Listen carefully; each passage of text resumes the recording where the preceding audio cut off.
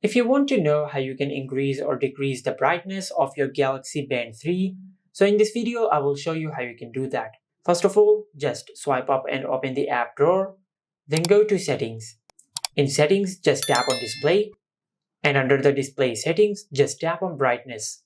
And from here you will be able to increase or decrease the brightness of your Galaxy Fit 3, just like that. And once you're done customizing the brightness of the screen, just swipe from the left side to go back.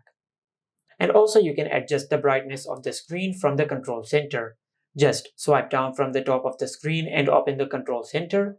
And from here, just swipe to the right or to the left side and go to the second page. On the second page, just tap on the brightness icon.